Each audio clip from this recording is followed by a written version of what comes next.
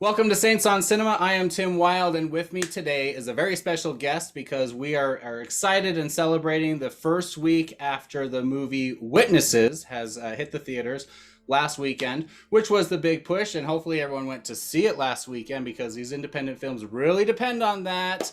And if you didn't, well, that's all right. You can go see it later, at least have the experience. But with me today is one of the actors. We have Lincoln Hoppe, who played Martin Harris in the film, which was a really big character, really important part of the spirit of the story, I believe. We're going to get into that, but I just want to welcome Lincoln for joining us today. How are you doing, sir? I'm doing great. I'm glad to be here. So thank you for having me. Yeah, it's been a long time. We've been talking about this interview for, as we were saying, a couple of years, because Yes. I had the privilege of joining on the set for one day of production. I was, well, actually about 15 minutes and a day, because I came down after work. You guys were filming up at Heritage Park, and Russ Richens, one of the producers, is a friend through an in-law family relation, very distantly. And he told me about this project that he'd be working on in the upcoming years. I started getting interested in studying film, and then I talked to him about it when he was working on it. And then I reached out. I was like, "So did that project? But he didn't tell me the name of it. Was that really going on still?" And he's like, "Yeah, we're filming right now." And I was like, "Oh, well, I'll come down tomorrow after work." Bombed in there at the end as you guys were wrapping up the church scene, and then you guys started filing out of the court. Sorry, the court scene. And then you were filing out. He said, "This is our Martin Harris." I was like, "Oh," and I met you for the first time, Right. and then and I was like, I had such a good little interaction with you and a few people that were really welcoming on the set, even though I had no place there, nothing to do there. I had never met Russ in person before. And then I left and I contacted Josh, my co-host. And I was like, "Josh, I had such a great day up there. It was so awesome. I get to go the whole day tomorrow and watch the film for a whole day." And he's like, "Well, who played Martin Harris?" I was like, "Oh, some guy." Some guy, Lincoln. He was in the single awards and stuff. He's like, "Oh, I know him. Yeah, he's like come to my ward before." I'm like, "No, he hasn't." I'm like, "Dude, he Yeah. lives in LA. He's like, there's no, he's like a real, he's like a real professional. You don't know him." He's like, "Yeah, what's his name?" Then we pulled you up on IMDb, and he's like, "Yeah, that's him. His mom's in my ward, and he comes in once in a while." Yep. I was like, Isn't that crazy? so nuts. So I So told you about the funny. next day, showed you his picture. You're like, "Yeah, I know that guy." Yeah. So crazy. Anyway, Josh isn't with us today because he hasn't had a chance to see it. In Sacramento, it was really hard to get a screening for that first weekend. But that got me in set and interacting with you. But Martin, or Martin, let's keep you in character today. I wanted to say that I was so overwhelmed with that one day of watching you guys shoot that I really became a believer in this film, and I became very passionate about it. And every time anything was coming out, any movement on social media, or as progress was going to, finishing production, post productions, trailers coming out, premieres being announced, and all that stuff, I was sharing that, and I was fanfaring from the beginning, and then having not even seen the movie yet, just because of what I felt in the spirit of you guys as performers, as the spirit of you guys as cast and crew, just how much you guys believed in this movie. And that's why I was really excited when I got to know you just a little bit on set, and I got to talk to Paul, who plays Joseph, a little bit, and had a great interaction with him during lunch. And I was like, and I was really timid about that, because that day on set it was like, don't approach the actors, because this is a very emotional, intense scene for them to be doing. So they were like, "You got to leave them alone." They had, remember, I was by that little chair they had in that other room outside the dining room, and I was like, Right. "That's where you Right. guys sit if you need to get Funny. back in the if you need to depress yourself." Right. Yeah. Anyway, so I wanted to just ask you, before we go into some specifics, some certain scenes, I just want to ask, I mean, you've done a million of these interviews, and I'm not going to go into the standard questions that you answer, how did you get the role and all that kind of stuff. I want to ask you, what was it about the part of Martin Harris? I know you've done a lot of research on this character, preparing for this part in this role. But what was it about Martin Harris that you really wanted to do this job? Well, growing up as a member of the church, I had always learned the standard things that you learn about Martin Harris. He was one of the early scribes. He lost 116 pages. He was kicked out of the church, came back, never denied his testimony, the Book of Mormon. He was one of the three witnesses. Kind of those things that were more of a list than an actual person. And so when they sent me a scene to audition with, it really hit me that this was a real guy. This is a guy who had some struggles, some challenges, and did some really great, amazing things for Joseph personally, but also for the church. And it was that personal, it was giving that personal touch to it that really, really was of interest to me. And as I did, as you said, I did do a lot of research. I watched a lot of conference talks. Dallin H. Oakes is a relative of Martin Harris and gave an extensive conference talk a few years ago where the whole 20-minute talk was about Martin Harris. Wow. So I watched that. That was one of the first things I watched. And I read this huge, thick book. Oh, I should have grabbed it. Dang it. It's like this thick. It's enormous. It's by Susan Easton Black, and I can't remember the other gentleman's name. But it's a great book all about Martin Harris. And I started reading that really quickly when I found out I had the role. And that's when I really came to know that this was an interesting guy.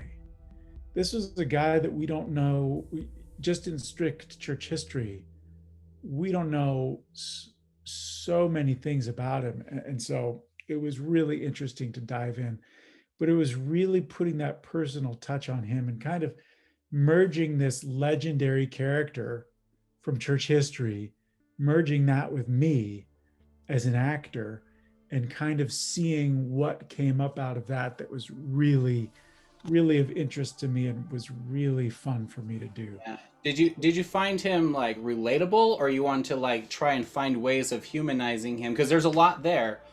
And that's what I love about this film, is how it really humanizes all these characters. The day I was on set talking to Paul, I was talking how I had just recently started a Jesus the Christ, the book, Jesus the Christ book club.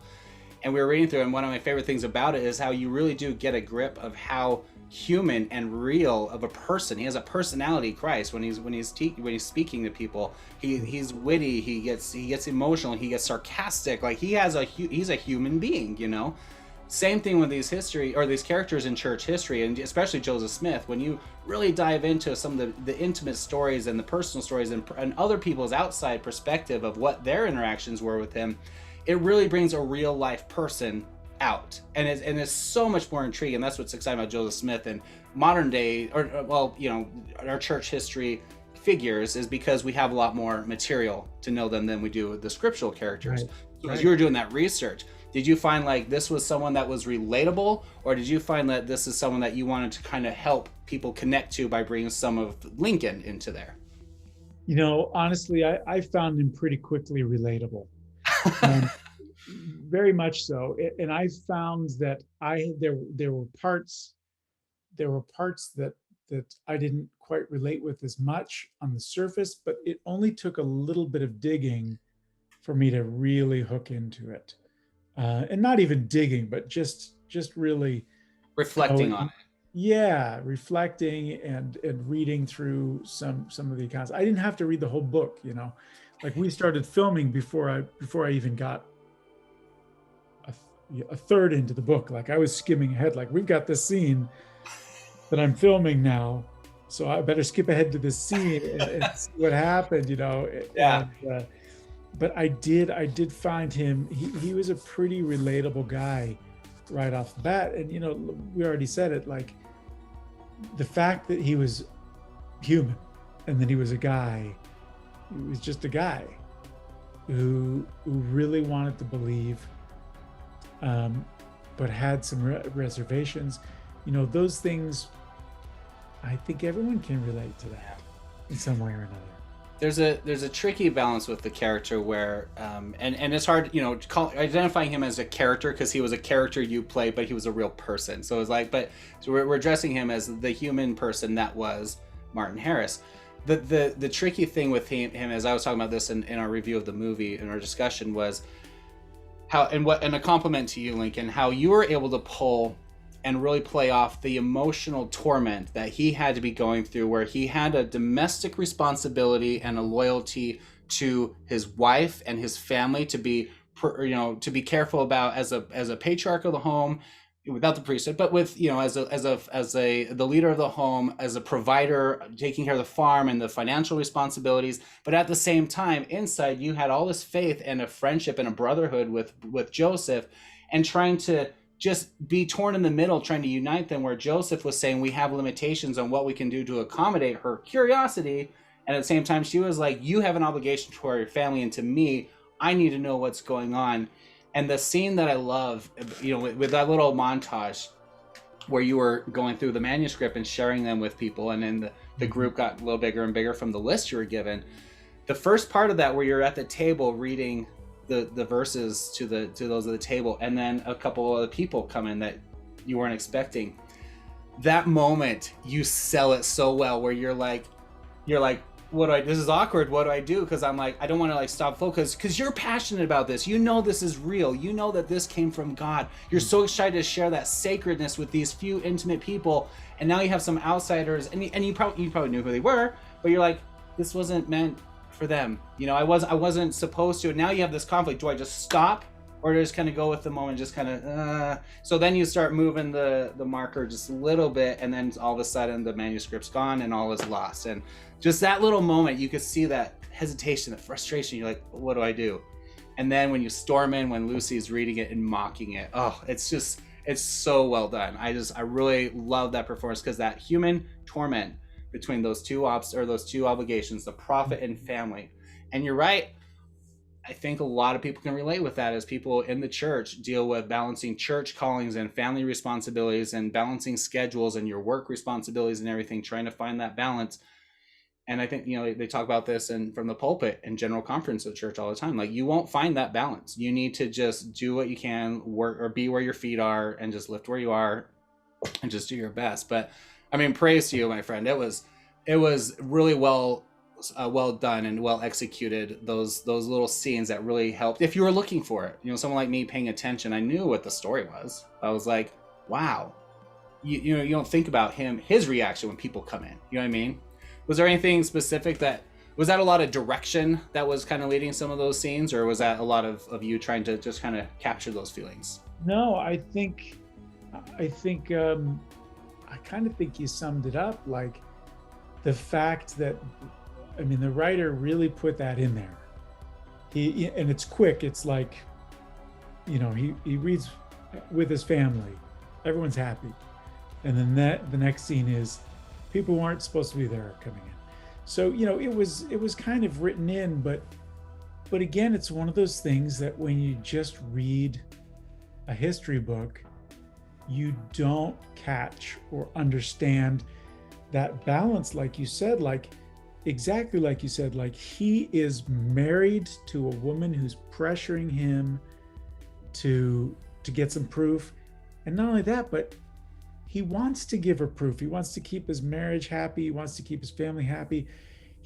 And not only that, but he's excited to share this work of God with his family. And we think, having heard the story of the lost 116 pages, Martin, what are you doing? Why would you do that? But really, he was like, he was a missionary already. He wanted to share this with his family. He wanted his family to feel the Spirit. He wanted them to know and gain their own testimony of the truth, which he already had at this point. And we forget that. And it was a good cause. It was a good cause. Now, obviously, there were other forces involved. And the thing that both he and Joseph missed was that Heavenly Father said no. Mm-hmm. And of course, it took them a few more times of asking, and then Heavenly Father finally saying yes, to really understand not only the depth of that situation, but how our Heavenly Father operates.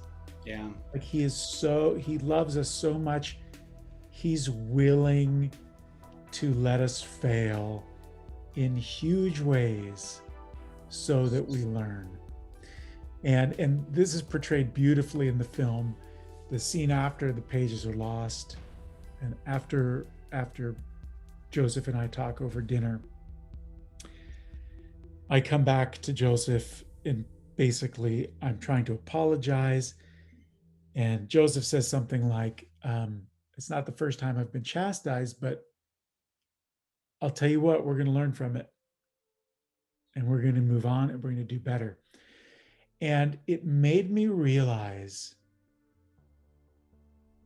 the incredible lesson that Martin Harris's and Joseph Smith's mistake gives us as people in the church. Because now at this point, we get to read that. We get to read this. Oh, here's the story where they asked the Lord so many times. The Lord finally said yes. And then they had to live with the consequences. And Heavenly Father prepared for that. But still, they felt terrible. And they still kind of, they messed up the work, but not because the Lord was prepared. But just the lesson that we get, the life lesson that we get out of someone else's mistake. Yeah. Martin Harris's mistake has taught me so much in my life. Long before I started to play him in this movie, is, I've always thought, well, if I keep asking Heavenly Father, at some point he may say yes, and it may not be for my good, Yeah. So the caliber and the depth of that lesson that we can take away has just helped millions of people. And we forget that. We just look at him and say, well, that was a dumb mistake. Yeah. But they sacrificed a lot to teach us that lesson unwittingly. Yeah. But I think it's in the "Oh That I Were an Angel" part of the Book of Mormon when Alma and Ammon, there were another celebration chapter somewhere in there. He was like, I should be content with what I am because I don't want to wish something so strongly with my heart because I'm afraid of that, because I know that the Lord grants us according to our desires, to our destruction or to our benefit. And he's so real about that. He's like, if you have enough faith and you plead and you weary the Lord like we're instructed to in the scriptures, you will be given what you ask, and it may not be what you really want, and it will be for his purposes, just like Martin Harris learned. Because I was a kid, I was had a hard time, like why did they get rebuked? Because they were given permission. Yeah, they asked 4 times, but whatever. But I think in our discussion yesterday, we were talking about the choices in that story. I don't want to spend too much time on this, but there was a lot more detail and a lot more sabotage planned and a lot more conspiracy around the lost manuscript. And the movie didn't even touch on that. It didn't go too deep into that. It didn't go into Nephi and the instructions that Joseph had to continue where they were and any of that stuff. It mentioned it, but it didn't go into a lot more of that story that is more known. And I think as I was talking about yesterday, we were just trying to piece maybe why the writers skipped that part or didn't focus on that, because it's what you just said. The lesson is the forgiveness. The lesson is that we need to learn how to be wiser next time with what we ask of the Lord, or what we just follow instructions and take his answers, yes or no, and do what we're supposed to, and drop what he says we shouldn't do. Yeah. And that comes up again later. And I think that's one of the ongoing themes with Martin Harris, and extends to the others, is that there's a line later on where Joseph, or either Joseph or David in the narration, I couldn't remember who it was, or it could be someone else, I don't remember, was saying that there was always an invitation back. The door was left open for all of these 3 powerful brethren. And that's the way it is for everyone. There is no situation in the church where someone can fall so low that they cannot have an opportunity to work their way back. They may run out of time in this life to pursue that, but the Lord has his arms open. And that is the powerful message I get, is these little stories about Martin as he had his ups and downs. And that was a hard thing for Joseph too, to learn. But and that's why I like that scene where that little montage there where he's burying his child during that devastating part when he lost the ability to translate. And it's like, and he, in the scriptures he described that was like the darkest period of his life when he fell and was taken out of that. And that joy that you put on there when he has that moment, I think it's in that same scene you're talking about, when he's extended that little bit. He's like, we're not gonna do it again, right? And you're just like, that relief that you feel. It's like a confession when someone talks to their bishop and all they need to do is really confess. They already did everything else. They just need to hear that that reaffirming you're okay. And Martin has that moment multiple times in this movie, and your smile, Lincoln, oh, when you pull that out, that one, it's so charming, and it just lights up the room and leads us to the end scene that we'll get to. But I do want to before we go further past the manuscript, I want to talk a little bit about the dinner scene.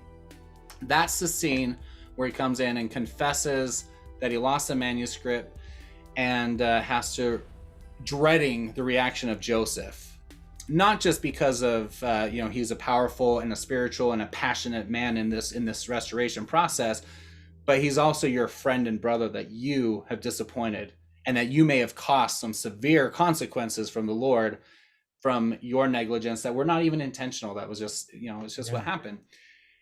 That was the day I was on set, and I've described it to people as, and maybe I sound a little over dramatic whenever I feel a little embarrassed when I talk about it this way, but I really feel, because you guys did such a good job, I feel like I was literally like through on the other side of the veil in the spirit world, watching that historical event take place, even though it was scripted, but I really felt like I watched it over and over and over that whole day of shooting from each angle, each person. I felt, because you guys were dictated the lines so accurately every time, except for your focus shot, that when you get the focus, the close up, yeah. And then you really put it all into there. And I remember yours was one of the last shots they took was your moment, and I was like, and you built it all up, and I was like, wow. But I really did. I felt like I was watching this happen over and over in real life, and I got emotional, especially with Joseph's reaction. His not closing his eyes during the prayer. You're not even being able to look him in the eye because you're so scared. And the whole family knows what's happening. They don't know what's happened. They don't know you lost it. They just know your part, and they know how Joseph has been reacting. He hasn't been eating and sleeping. He's like physically down and beaten spiritually, mentally, emotionally, physically from what's happened. So my question for you is, what in that powerful scene, which is my second favorite of the, I don't know, I think it's a favorite of the whole film, how do you draw out that much emotional connection? I don't know if there's personal things like what you're dwelling on that day of filming, or if they just tell me anything too personal, but how do you bring that out into humanizing this character in such a very desperate moment in his life? Yeah, that's, especially for that scene, that's a tough question, because again, I did my research. I felt like I connected with the character in the situation, but in the end, when we showed up on set, I was like emotional and ready to go. And unfortunately for me, in my process, they didn't start on me. They started the camera on the next person, Hiram, and moved away all the way around the room. And so, you remember we worked on that scene for, it must have been 6, 7, 8 hours. It was all day, and I had to keep doing it over and over and over while the camera was on someone else. And it just drained me. I felt like it drained the life out of me. It drained all of my preparation out of me. And I was just exhausted. And then by the time it came back around to me, it was like, I'm empty. How am I going to do this?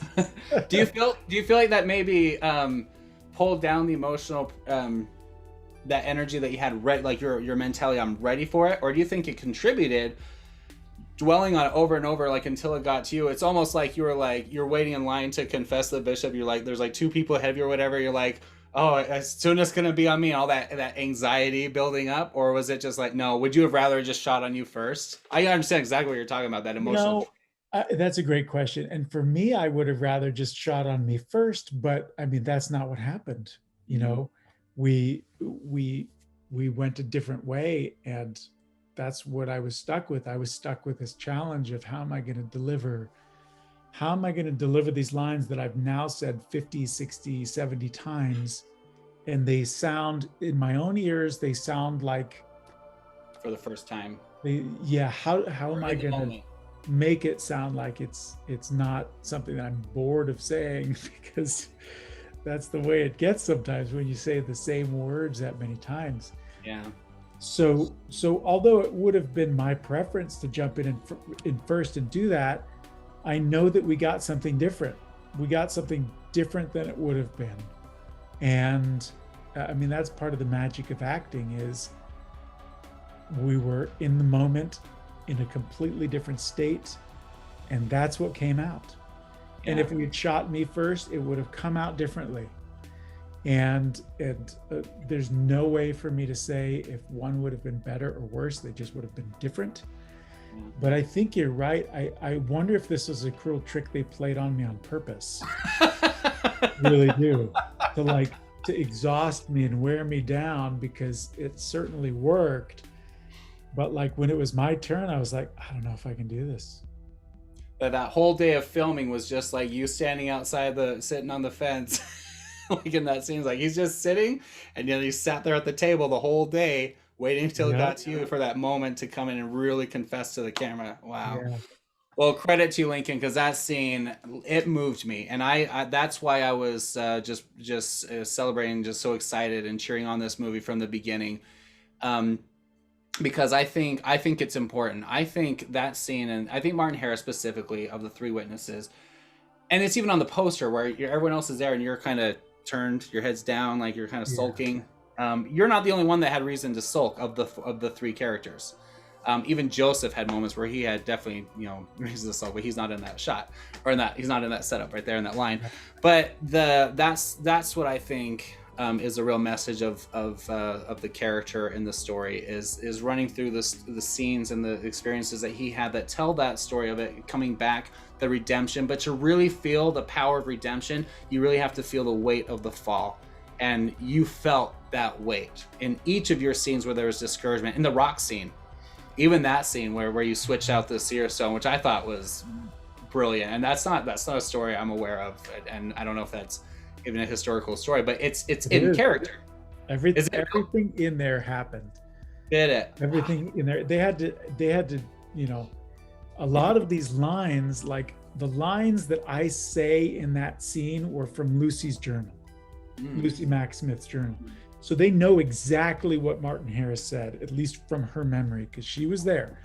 But some of these other scenes, it's just like, well, here's what happened, and we don't have the exact dialogue. But a lot of those scenes had exact dialogue, and they would say, now you have to say this exact, because this scene, we know this is what was said, or that's the record of what was said.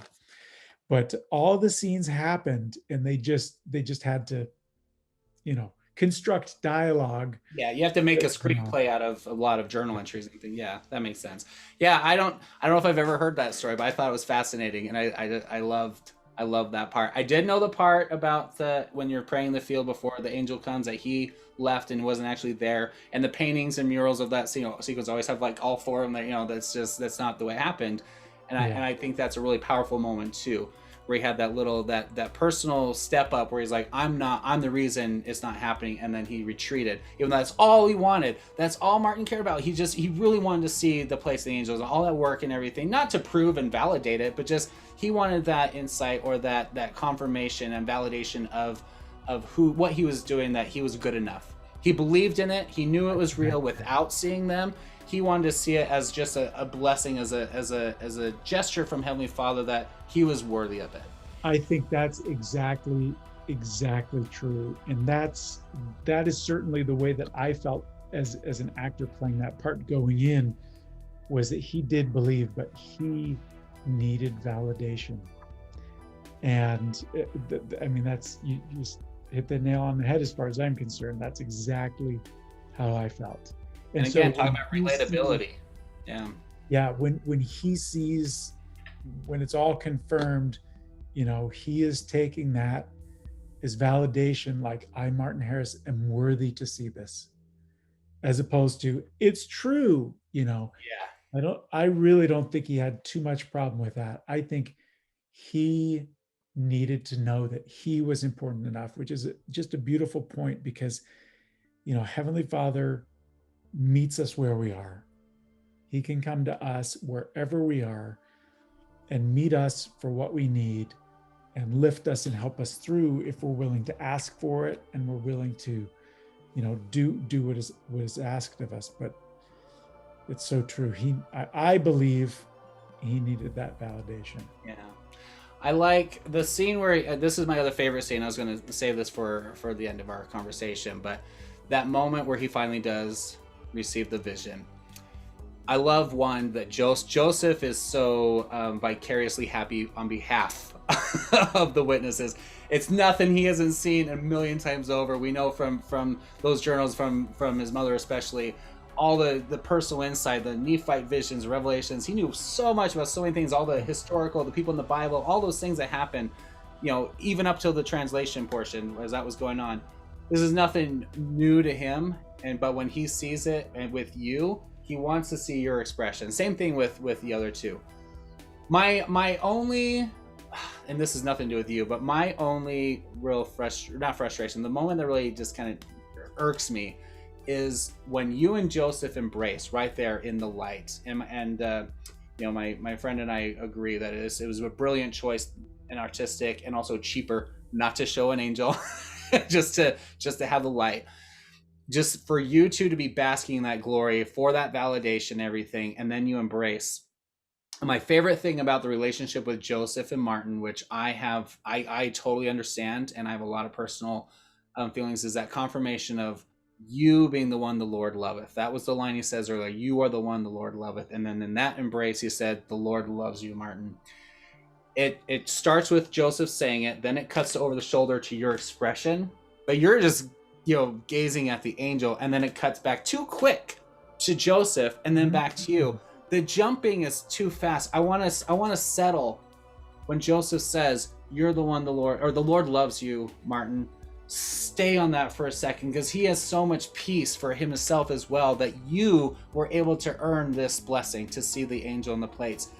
Then cut to you and let you enjoy and basking at the angel. But it's just so choppy right there. I'm like, oh, I wanted to settle there, just slow it down just a little bit. That's an editing thing and nothing to do with you. But that moment is just so powerful that it is enough dialogue. I mean, it's really well sold. And I like that they saved that moment for the end of the movie.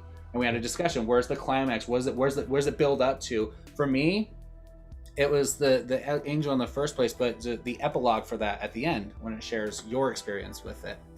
Did you have any other feelings or anything about that scene, or what his joy was in that moment, or anything else you want to share about that? It was a beautiful scene to watch.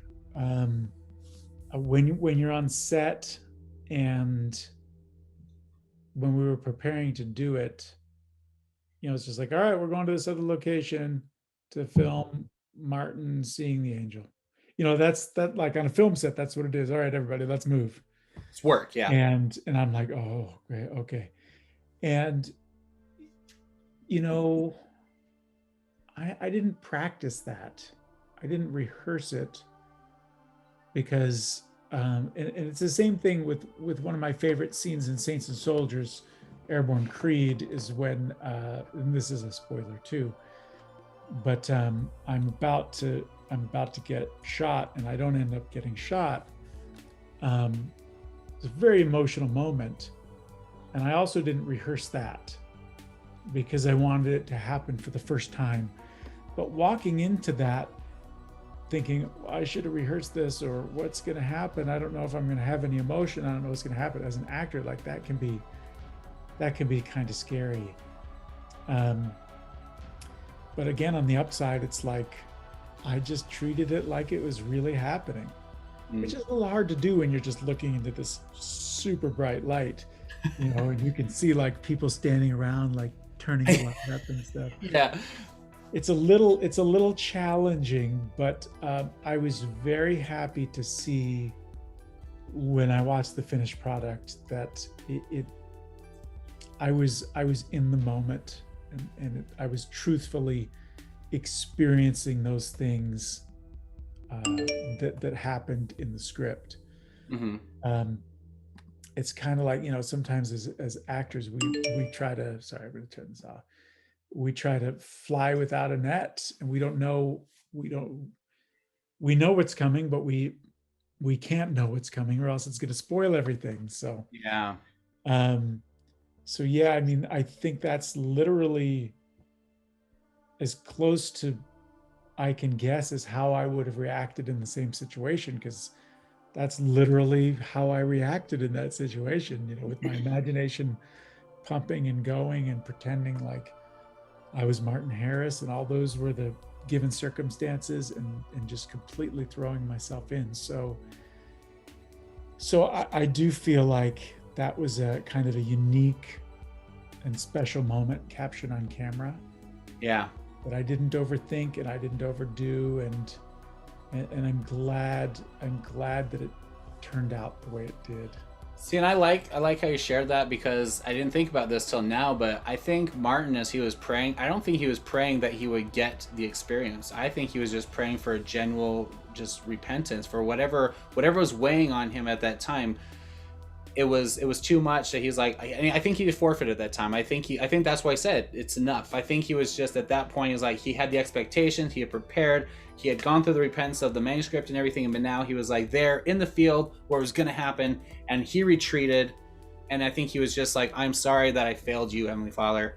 And then Joseph comes, reassures him spiritually, joining him in. I like how they did that too. He just came and knelt with you, and then and then you retreat, you go back, and it's not like you're like, oh, this didn't work either. It wasn't like that. It was just like, this is too much for me right now, and I've done what I can. I just need to learn how to adapt. I won't be able to see the plates and move on with my life.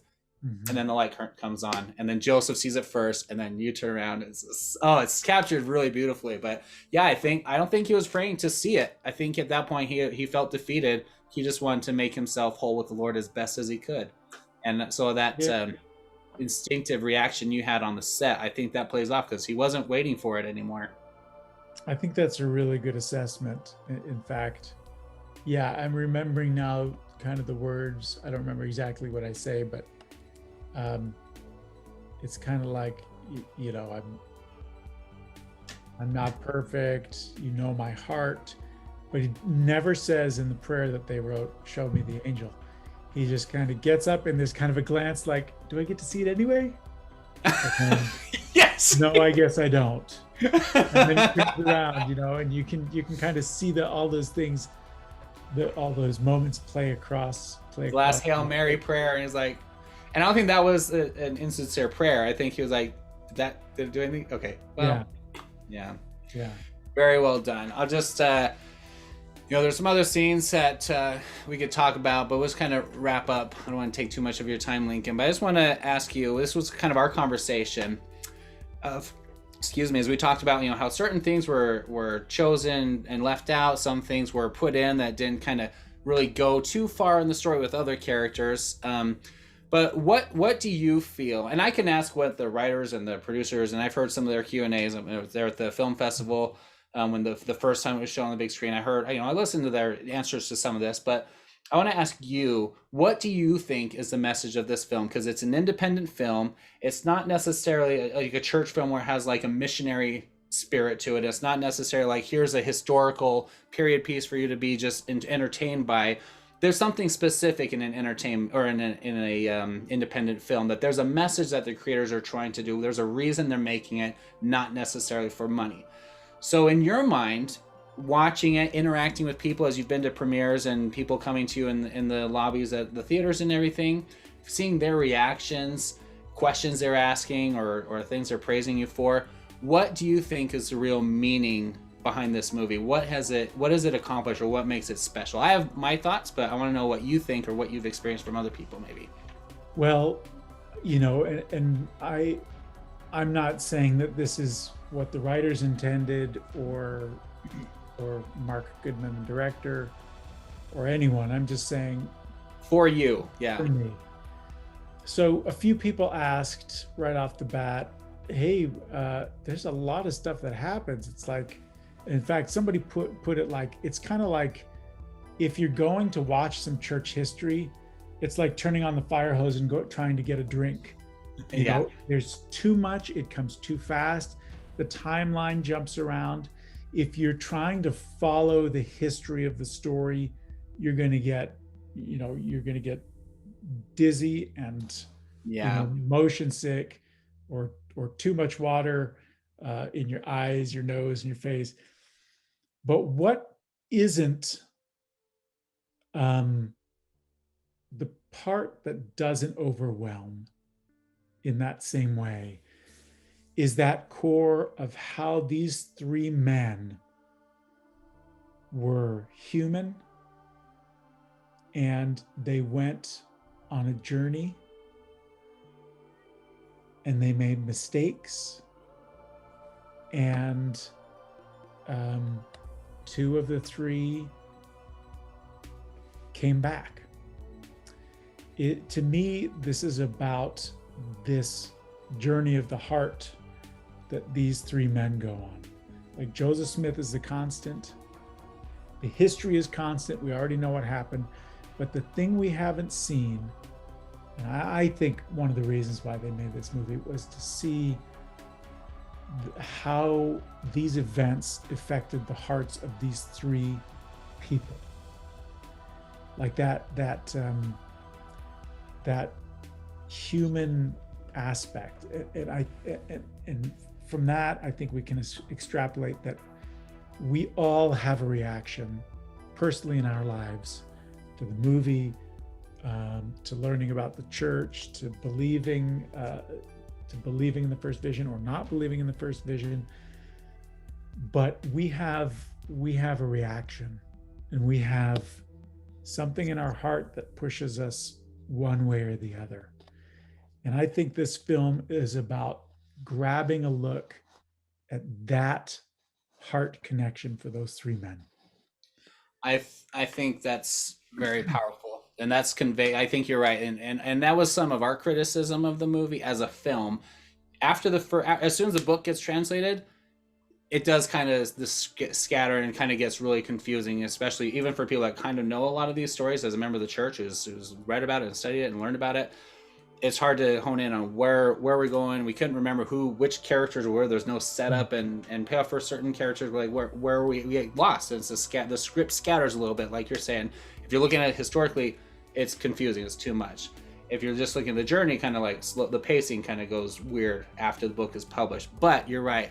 The one thing that doesn't get confusing, or that isn't like lost in the translation of the script, is that story. And it does. It lead all those little things that get confusing, when you first watch it. Maybe it's just me. I don't know. I'm really bad with plot sometimes. Yeah. But it's the excommunication scene, the letter, when you're all reading the letters and everything, that's where it kind of pulls it back together for a moment, and then kind of shows, okay, and then they all went here in these directions in their lives. So it kind of gets lost a little bit, but it ties back in, because those letters weren't sent out at the same time. They didn't read them on the same day.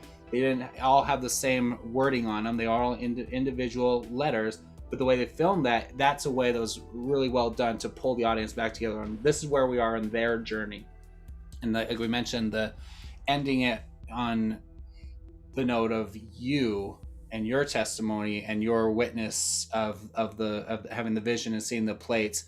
And then the only thing really after that is the final steps by David. And David's the one that didn't come back. He never denied, and he was a powerful testimony. He was a good man, a respectable man, and his reputation just soared in his life after that. And that's why his reputation was so critical. So he still did a great work, I think, even though people are like, oh, they didn't all come back.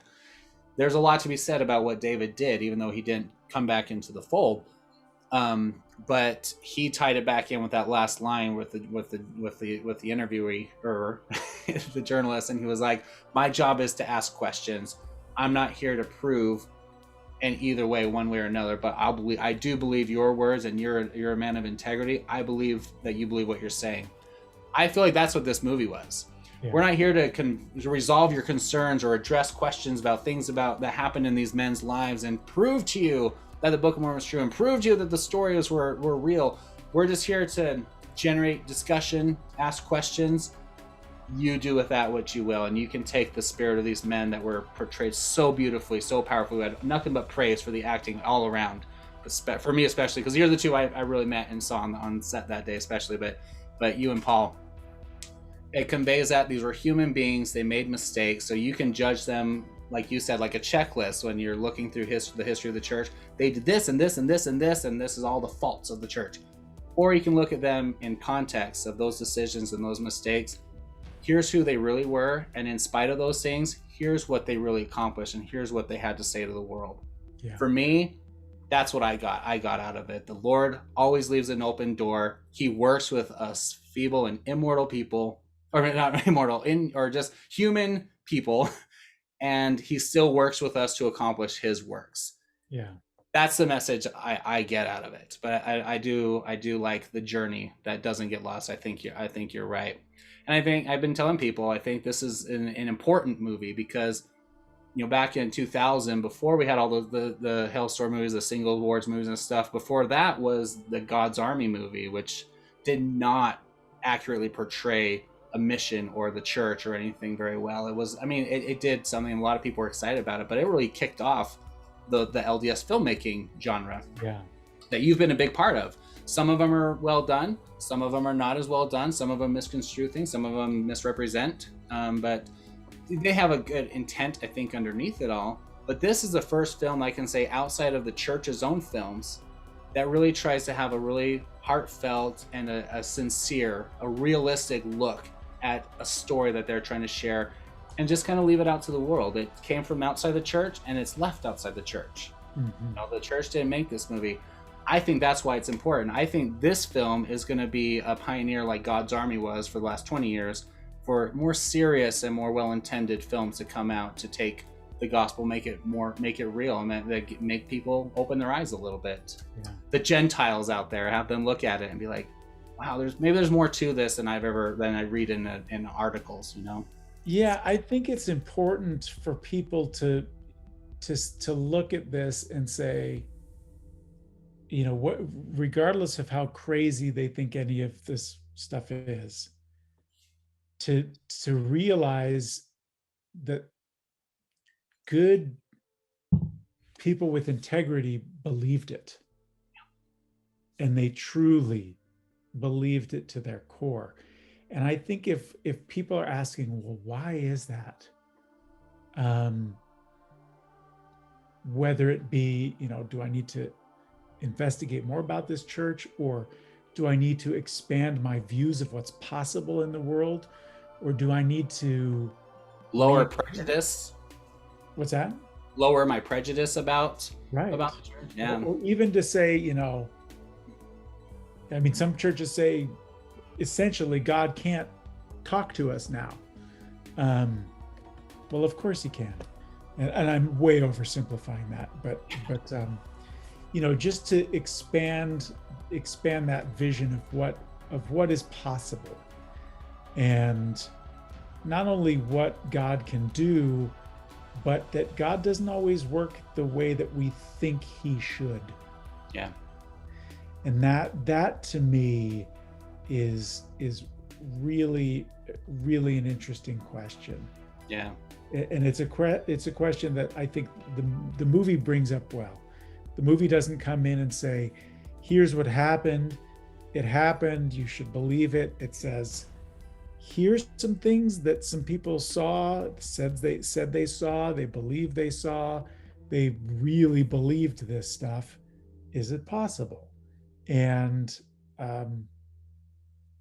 maybe you can study it out for yourself. Yeah, I think you're right. I think I like the open-mindedness of this film, and also that it takes things seriously, and also it's not afraid to hint or to tap on some things that are usually, whoa, they can't believe they actually brought that up. There's some things are mentioned, but they don't like dive into it. Like, we're gonna solve all the questions that people have. No, it's like, let's have an honest conversation. I think that's the other side of what this movie accomplishes. But Lincoln, it was a pleasure talking to you today, but it was even more so a pleasure to watch you actually embrace and portray this character so beautifully, so passionately, so humanly.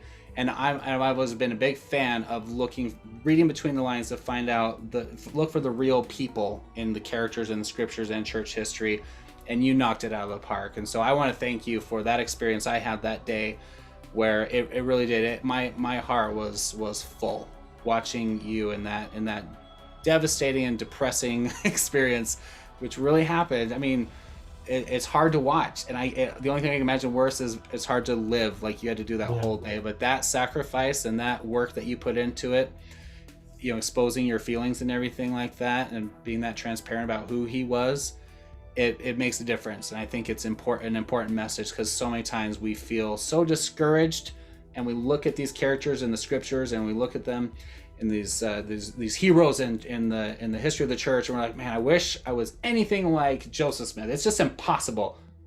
It's really not. He's a lot more relatable than we think, and I want to thank you for the job that you did. And I appreciate the interaction. You're taking time to talk with us. And do you have any final thoughts or anything? No, I just say go see it. Yeah. Go see the movie if you haven't seen it yet. If you have and you love it, tell your friends and family to go see it. At this point, it's still in theaters. We want to keep it there as long as we can. It's the number 6th movie in the nation right now, box office wise. Number 6, and that's according to IMDb. If you go on IMDb Pro, it is number 6.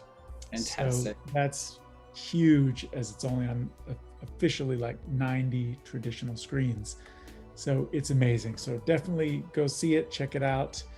And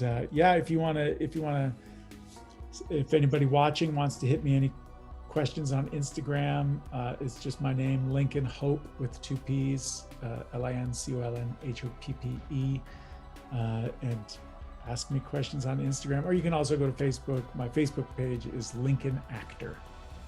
So I'm always happy to answer a question as soon as I can get to it, or whatever I can do to help talk about the film. Thanks, Lincoln. I'll be sure to put those here on the screen as well. But Great. Thanks for joining, and thanks again for your hard work and putting together your part of such a beautiful film. I think it's powerful. I think it's important. I think people are going to look back to this as the beginning of a movement, depending on the success. So agreed. If you haven't seen it yet and you watch this whole discussion, you want to see what I've been fawning over for 2 years now, go watch Witnesses in the theaters right now, and then catch it whenever you can and share it. Just like you would the message of the Book of Mormon, the Church of whatever, share the message of this film. And that's not what it's trying to do, but it's worth it. But anyway, thanks again, Lincoln, and thanks for watching, everyone, and we'll catch you next time on Saints on Cinema. Thank you.